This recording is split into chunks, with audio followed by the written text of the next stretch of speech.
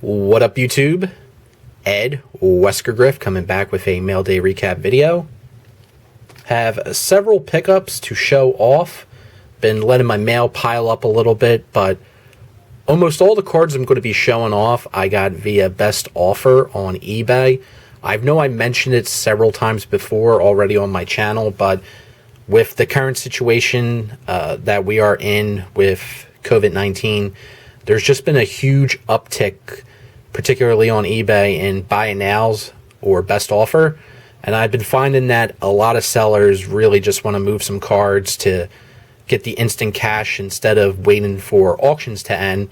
So I've been finding a lot of sellers have been really accepting a lot of best offers. So if there's a particular card out there that you really want to get and the seller has best offer, don't be scared to send out an offer, because there's been a couple cards I've won where I was honestly really surprised the seller took my offer, because it was about 20 to 30% below their listing price. So there's a lot of really great deals out there. I know the market, a lot of people have been talking about it. We've seen the craziness on what some of these cards are going for, some of the absolutely stupid prices out there on some cards. You know, the 89 Upper Deck Griffey, that's just insane right now. And then even Project 2020 cards, I mean, that Mike Trout, I think it sold yesterday for like $500. A couple of them sold for 500. So there's just a lot of real crazy price fluctuations going on, but you can still, if you're very persistent and you have certain things that are below the searchlight, you can find some nice stuff for your collection. So here we go. I'll show off what I got. So the first card here, I believe this is from 2019 Topps Update. This card, as far as I know, this is one of his only few rookie autographs out there. He doesn't have any Bowman autographs, but this is a on-card autograph of John Means for the O's PC. Was able to snag this for $15, which is a pretty decent price, considering that these really don't come to auction. I was able to get this for best offer on a seller, so I think he had it up there for 25, sent it for 15, and he accepted. So really happy about that. He finished second in the Rookie of the Year last year, but he had a really solid season for the Orioles last year, and he was one of the lone bright spots for the team. So pleased to add that into the collection.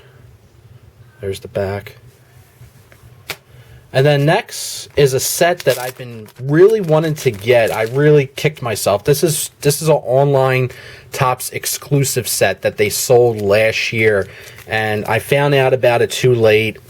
And then sometimes when some of these throwback cards get relisted on secondary markets, if there's a lot of hype around them, they're just really expensive. So I bided my time. I waited it out. And eventually, I found a seller that had this listed, I think, for like around $30. Sent him an offer for $18. He accepted. And I believe I got the whole set. So if someone can correct me, maybe I'm not sure if I got the whole set, but I'm pretty sure I did, because I think they release 3 cards at a time, and I think they did this for 2 weeks. But this is the Throwback Thursday, the Topps exclusive of the Jurassic Park cards. This was from 2018, so excuse me, it wasn't last year, it was the year before, but it's in the design of the Jurassic Park cards from the 90s, and I have really fond memories of buying those cards. I remember collecting the whole set back in the day. But here's Yadier Molina, Brett Gardner, this is the big one, Mike Trout. So to get a Trout online exclusive, that's pretty cool. And we got Jose Altuve, Freddie Freeman, and Joey Votto. So I believe Topps only did those players. Again, I might be wrong. Sometimes it's a little harder to find information on these print runs and who's all in these sets for the Throwback Thursdays. But I think my intention with those cards is I'm going to send them off to SGC. Like to get those cards slabbed. I think they would just look really cool in the black holders. So I think that's what I'm going to do with those. But we'll see. I haven't completely decided on it as of now. But speaking of SGC, picked this up at an auction. This is, I think, the only card that I'm going to be showing off that I got at auction. But this is from 2019 Topps Chrome. This is the negative refractor in a pristine gold 10 of Michael Kopech. So I know Bald Rhino was just talking about Kopech in his latest PSA reveal, about how the prices on Kopech have really gone down. I haven't really noticed too much because I haven't really been looking at Kopech's cards a lot. But I just typed in SGC 10 pristines, and this was ending within like 5 minutes of me searching for it. So I figured, why not? He's a real solid pitcher. He impressed me last year with what he did, so I figured I'd add that to the collection. There's the back. So neat card. And I think the negative really fits well with the Kopech because of the Chicago White Sox. So kind of in their team colors there too. So just fits really cool there. So happy to add that into the collection. Then next I got some PSA slabs. All of them are for the PSA. First one here is 1969 Globe Imports. This is the Ace of Clubs Gem Mint 10 of Richie Allen, Dick Allen. So just thought this was a neat piece for the Phillies collection. Don't know too much about the 69 Globe Imports, but they seem pretty cool. I'm sure it's hard to grade these things because there's like no markings on the back. It's just a plain back, and they're small cards. So I'm not sure what these were used for. Maybe if someone out there knows a little bit more about them. But I believe the pop on this was a pop of 1 or 2. And it is a Gem Mint 10. And it's not in the Lighthouse holder, but it's in that second incarnation that PSA had a couple years ago. But cool card there of Richie Allen, Dick Allen. And then next, we got some vintage. This is from 1954 Topps. This is for the Pudd'nhead Jones PC. This is a near mint 7 of Willie Pudd'nhead Jones. So really nice example there. Been scouring eBay and other sites trying to find some high-grade examples of Pudd'nhead Jones. I know me and Alex were recently talking about the 53 Bowman Color. Trying to find a good example of that card is really, really difficult. Some of the prices I've seen were mind-blowing, but there's been an uptick in listing of Willie Jones cards, believe it or not, and I actually got outbidded on several, I think it was like 57 or 58s. So Pudd'nhead Jones market is doing cool. So, but pleased to add this 7 into the collection. It's off center, left to right a little bit, as you can see, but surface looks great. Back of the card looks fantastic. So happy to add that Pudd'nhead into the collection. Another one down. And then next, we got a football pickup. And this card probably might not be more well known to people outside of Philadelphia, but this is a huge card for the Eagles collection. This is from 1988 Topps. This is a Gem Mint 10 rookie card of Jerome Brown. So huge player in Eagles history, impacted a lot of NFL history if you really think about it. He unfortunately passed away way too soon in a tragic accident, and I think most Philadelphia fans will tell you that if Jerome Brown didn't pass away, that Reggie White probably would have never left Philadelphia.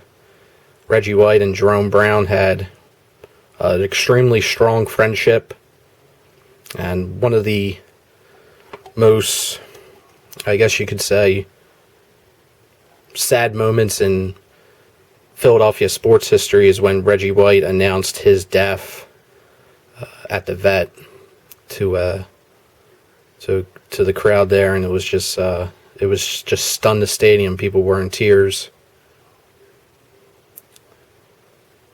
But yeah, a lot changed with the Eagles when Jerome passed. Took him a long time to get over that. But really, really great card for the Eagles collection. This guy is still beloved here in the city. You always see his jerseys on game day. Really, really great card. So pleased to add that into the collection. And then the last sports pickup. Been trying to add an autograph of this guy for quite a while.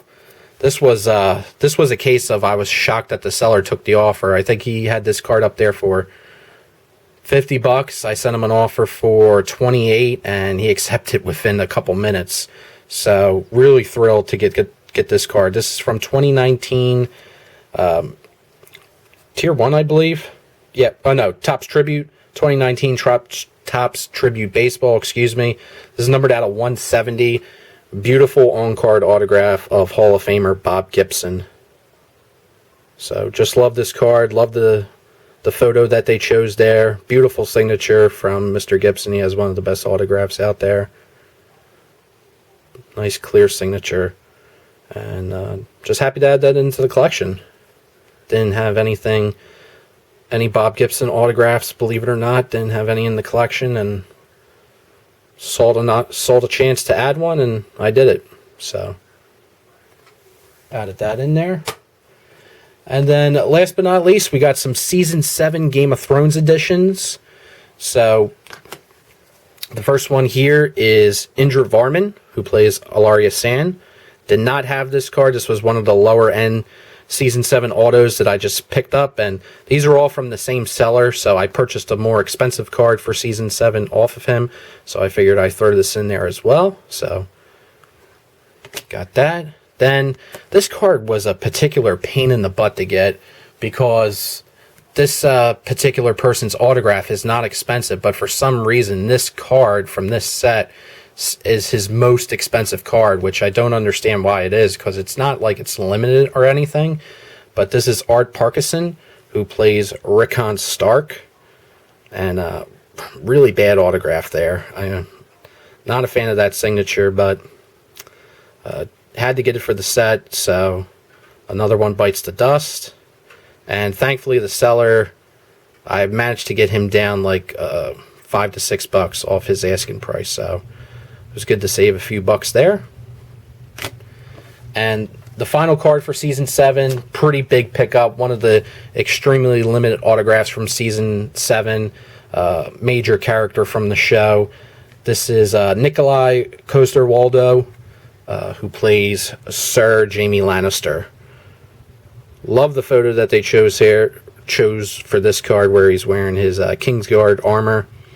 Probably my favorite Jaime autograph, design-wise, that I have in the collection. Signature's on point, nice in the center there. Looks really, really good. But this was one of the higher-end cards from Season 7 that I did not have. So he had it up there for $99.99. Sent him an offer. I think I got it for around $85. So the last one at auction sold for $86. So got it $1 less than the auction price that I got outbidded on a couple months ago. But happy about that. So 3 more editions for Season 7. Still have my work cut out for me. There's still several cards out there that are super, super expensive that I have to add to complete the set. But other than that, I hope everyone out there is doing well. I hope everyone is not going stir crazy during all this craziness going on. And I've been really enjoying the videos that people have been posting, so keep posting away, and have a great one, guys. So any questions or comments, leave them down below. Have a great one. Take care. Remember, never get cheated. Peace.